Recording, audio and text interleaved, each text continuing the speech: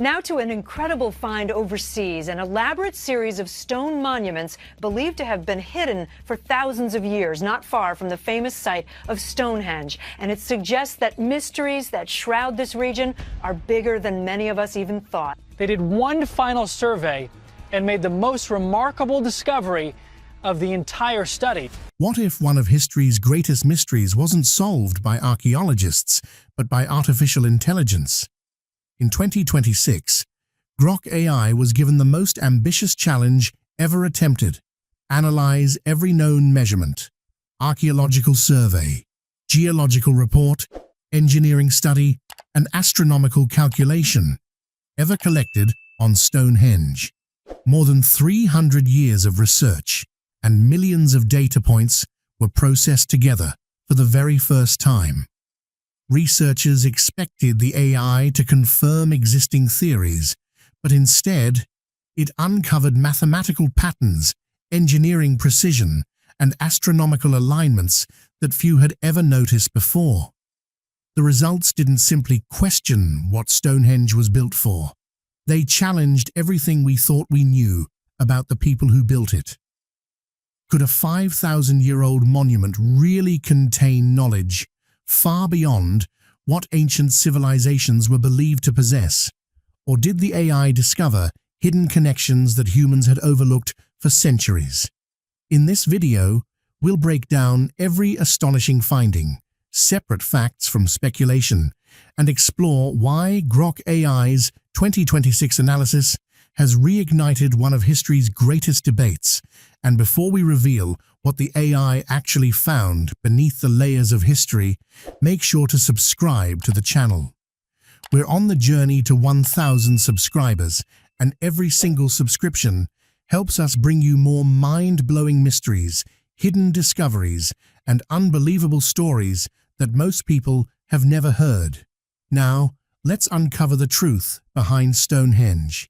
Grok's investigation began with one of Stonehenge's oldest and most mysterious features, the Aubrey holes. These 56 circular pits form a ring just inside the monument's outer earthwork. First identified in the 17th century and later named after the antiquarian John Aubrey, they have remained one of archaeology's greatest puzzles. Some of the pits contained cremated human remains, while others appeared completely empty. For decades, researchers believed the uneven spacing between them was simply the result of imperfect construction, assuming Neolithic builders lacked the precision to create a flawless circle with the simple tools available to them. Grok challenged that long-held belief almost immediately. Using detailed archaeological survey data, the AI measured the exact distance between each of the 56 Aubrey holes with astonishing precision, down to fractions of a millimeter. What emerged from the analysis was completely unexpected. The differences in spacing weren't random. They weren't construction mistakes either. When the distances between each consecutive hole were plotted on a graph, they produced a smooth, sinusoidal wave instead of a scattered pattern. Even more surprising, that wave closely matched the mathematical model describing the Moon's orbital behavior during its 18.6-year lunar nodal cycle. In other words, the spacing appears to encode the Moon's changing maximum and minimum declination angles as it travels around Earth throughout that entire cycle. Take a moment to think about what that implies. This isn't the kind of pattern someone could accidentally create simply by watching the night sky. It represents a mathematical understanding of celestial motion translated into carefully measured distances around a circle nearly 100 meters across, with a level of precision that seems almost impossible for its time. To evaluate the claim, astronomer Dr. Jennifer Walsh reviewed Grok's findings. According to her report, the statistical relationship between the Aubrey hole spacing and the Moon's orbital mechanics was extraordinarily strong. The likelihood that such a pattern appeared by pure coincidence, she concluded, was essentially zero. If that's true, it suggests that people living roughly 5,000 years ago possessed an understanding of lunar motion that Western science would not formally describe until Johannes Kepler's work in the 17th century. Somehow, they preserved that knowledge directly in the layout of the monument itself. But Grok uncovered another remarkable detail. Why exactly were there 56 holes? According to the AI, that number wasn't chosen at random. The lunar nodal cycle lasts approximately 18.6 years. Multiply that by 3, and the result is 55.8 years, effectively 56. That means the Aubrey holes could have served as a 3-cycle lunar calculator, allowing ancient observers to monitor the moon's position across nearly 56 years. Today, astronomers rely on advanced computers and generations of accumulated observations to model lunar motion with this degree of accuracy. Yet these prehistoric builders may have embedded the same principles into the landscape itself, using nothing more than carefully positioned pits dug with antler tools. To accomplish something like this would have required decades of disciplined observation. Someone would have needed to record the moon's most extreme rising and setting positions throughout an entire 18.6-year cycle, calculate the repeating pattern, and then convert those measurements into precise distances around a massive circular monument using instruments that archaeology has never recovered. And yet, astonishing as the Aubrey holes were, they turned out not to be Grok's most surprising discovery. Because when the AI shifted its attention to Stonehenge's towering sarsen stones, it uncovered evidence suggesting the monument may have been far more than an ancient astronomical calculator. If you'd like, I can rewrite the next section in the exact same style, so the entire script feels like it was written from scratch while maintaining a consistent, high-retention YouTube narrative. But Grok's investigation didn't stop there. What it uncovered next suggested that Stonehenge may have been far more than an ancient observatory or astronomical calculator. It appeared to serve an entirely different purpose, one unlike anything described in the ancient world. If the theory is correct, some of the people who died within the monument may have lost their lives because of the very system it was built to create. Stonehenge, according to Grok's analysis, may have functioned as an enormous acoustic machine. To test that possibility, the AI processed every available measurement of the massive sarsen stones. It examined their exact locations, orientations, heights, alignments, material density, the curvature of the circular layout, and the precise placement of every lintel. Once that data had been assembled, Grok performed advanced acoustic simulations. The outcome stunned everyone. According to the model, a fully completed Stonehenge, with every stone standing in its original position and every lintel intact, would behave as a giant resonant chamber. In other words, it formed a carefully engineered three-dimensional space capable of controlling and shaping sound in very specific ways. The arrangement naturally creates standing sound waves at particular frequencies, especially within the infrasound range of roughly 95 to 120 Hz. And that's where the mystery deepens. Those frequencies lie below the threshold of normal human hearing. You can't consciously hear them, yet your body can still respond to them. Modern scientific studies have shown that infrasound within this range has the potential to influence human perception and physiology. It has been associated with altered states of consciousness, powerful emotional reactions, unusual visual experiences, changes in heart rate, and brain activity often linked to deep trance-like conditions. According to Grok's model, Stonehenge was intentionally designed to generate these exact frequencies whenever sounds, such as chanting, singing, or rhythmic drumming, echoed through the circle. To verify the findings, acoustic engineer Dr. Marcus Chen reviewed the simulations. His conclusion was remarkable. He explained that creating these kinds of acoustic effects normally requires advanced mathematics, specialized software, and extensive computer modeling. Yet Stonehenge appears to achieve comparable results using nothing more than precisely arranged blocks of stone. But the most unsettling discovery came next. The acoustic field inside the monument isn't evenly distributed.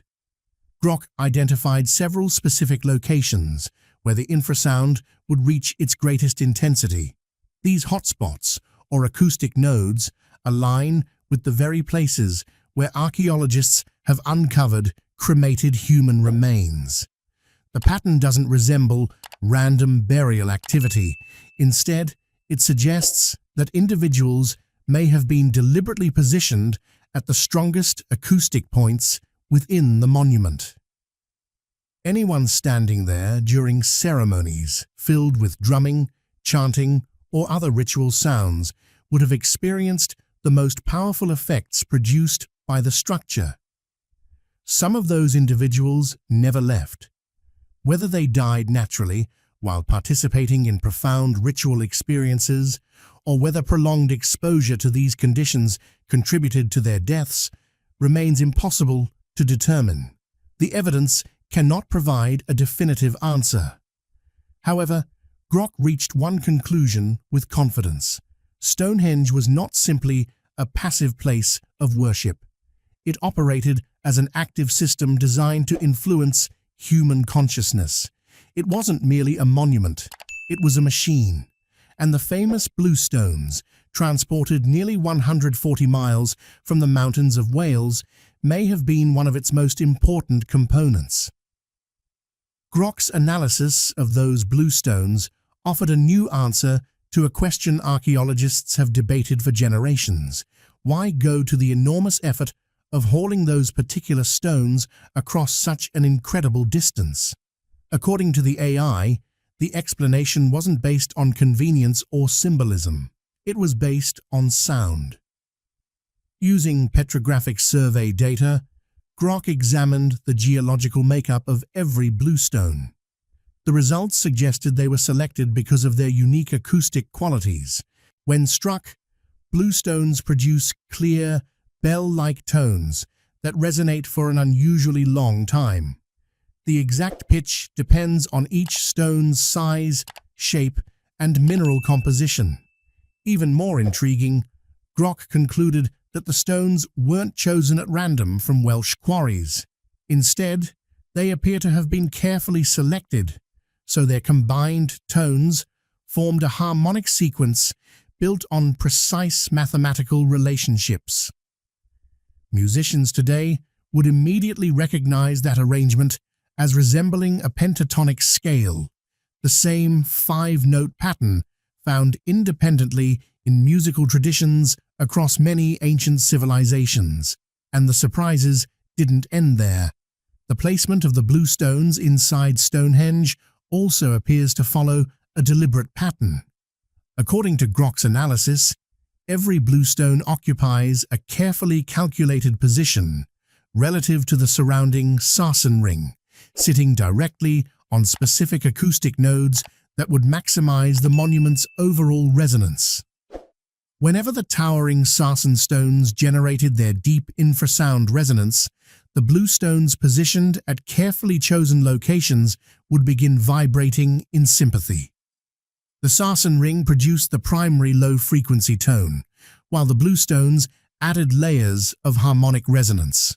Together, they created an acoustic environment that, according to Grok's analysis, was intentionally engineered to influence the human body in remarkably precise ways.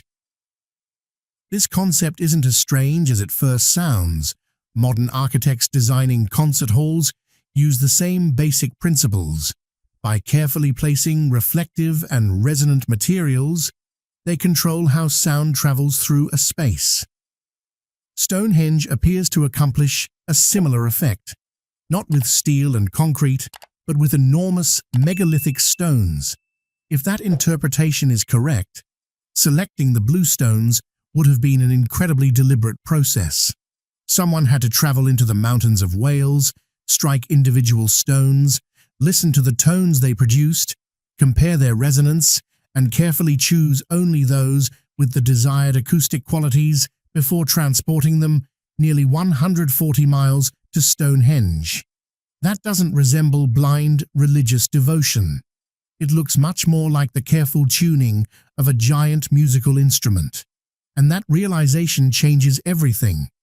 The monument could not have evolved through trial and error. The selection of the blue stones, the placement of the sarsen ring, the orientation of the structure, and its astronomical alignments all appear to fit within a single, unified design. Every element seems connected from the very beginning. Projects like that don't happen by accident. They begin with a plan. But even the lunar calculations, the sophisticated acoustics, and the harmonically tuned stones turned out to be only part of the story. When Grok expanded its investigation beyond the monument itself and examined the surrounding landscape, it uncovered evidence suggesting Stonehenge was never intended to stand alone. Instead, it may have been the central feature of something far larger, a landscape planned as one enormous system. To explore that possibility, Grok analyzed LiDAR surveys, geophysical mapping, and decades of archaeological records covering several square miles around Stonehenge. The results completely changed the perspective. Rather than existing as an isolated monument, Stonehenge occupies the center of an interconnected network containing hundreds of archaeological features. Earthwork enclosures, burial mounds, ceremonial avenues, timber circles, and long alignments all appear to follow consistent geometric and astronomical relationships. Several burial mounds form remarkably precise triangles, with Stonehenge positioned at their apex. Other earthworks extend along straight lines for kilometers. Certain timber circles occupy locations that align with significant astronomical events when viewed from the monument itself. Instead of unrelated structures scattered across the countryside, the entire landscape begins to resemble a single, coordinated design. Then came another astonishing discovery. Grok calculated the surveying accuracy required to position monuments separated by kilometers, while maintaining geometric precision measured in only a few meters.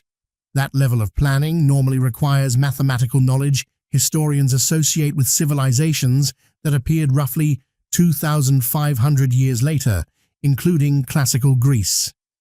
Yet the LiDAR evidence suggests Neolithic builders achieved comparable accuracy thousands of years earlier. Landscape archaeologist Dr. Sarah Bradford reviewed the AI's analysis and concluded that examining every site together revealed patterns nearly impossible for researchers to recognize when studying each monument individually. Viewed as one complete system, she explained, the landscape challenges many long-held assumptions about the engineering and planning abilities of Neolithic societies. But Grok's timeline made the mystery even deeper. Several of the earthworks and burial mounds participating in this geometric network date between roughly 3,500 and 3000 BCE, centuries before the Great Sarsen Circle was ever constructed. That means the master plan already existed. Stonehenge wasn't the beginning of the project. It was added later to fulfill a design that had already been laid out across the landscape. If that's true, someone first conceived this enormous blueprint around 3,500 BCE, and generation after generation continued building toward that vision for nearly 5 centuries. That raises an obvious question. How could such an intricate plan survive for so long? Grok compared the timeline with some of history's best-preserved oral traditions. Even highly stable traditions, including the Vedic hymns and the Homeric epics, gradually changed over centuries as details shifted from one generation to the next. The Stonehenge landscape appears to require an extraordinary level of accuracy, far beyond anything normally associated with oral transmission alone. For almost 500 years, the knowledge remained detailed enough to guide construction with remarkable precision. Exactly how that information was preserved remains unknown. But when Grok examined the order in which Stonehenge itself was built, it uncovered evidence suggesting an even more surprising possibility. The later builders may not have fully understood the knowledge they had inherited. Instead of advancing the original design, they appear to have been slowly losing it. To investigate further, Grok analyzed radiocarbon dates, architectural relationships, and stratigraphic evidence covering every stage of Stonehenge's construction. The pattern it uncovered was the opposite of what historians would normally expect. The earliest phases display the greatest precision. The first bluestone arrangements show the strongest evidence of deliberate harmonic planning. The original sarsen trilithons produce the most effective acoustic performance. Then, over time, the accuracy begins to fade. Later modifications gradually reduce the monument's acoustic efficiency. Alignments become less exact. Stone placements drift farther from their ideal positions. Normally, societies refine their techniques as knowledge grows. Here, the evidence points in the opposite direction. The builders weren't discovering the system, they were inheriting it. And with each generation, part of that understanding appears to have slipped away. The measurements tell the story clearly. The earliest stones differ from their acoustically optimal positions by an average of only about 3.2 centimeters. Later additions deviate by roughly 12.7 centimeters. Generation after generation, the precision declined. Imagine what that means.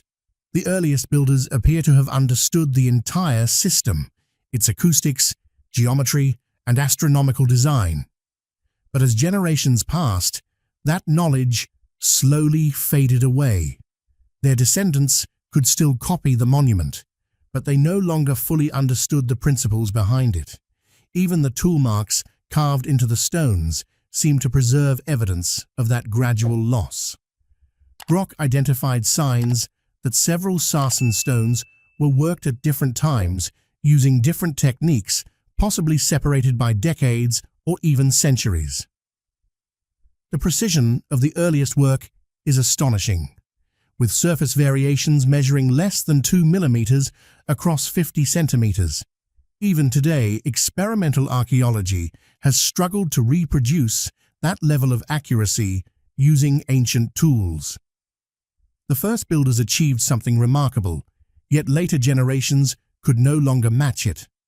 Rather than showing a civilization advancing toward greater knowledge, the evidence suggests one slowly drifting away from it. Grok cannot answer those questions. It can only reveal the patterns hidden in the stones, and those patterns may force us to rethink everything we thought we knew about the ancient world. If this discovery fascinated you, make sure to subscribe, because Stonehenge may be only the beginning. According to Grok, similar patterns appear at other ancient sites as well, and together they tell a story that is even harder to explain.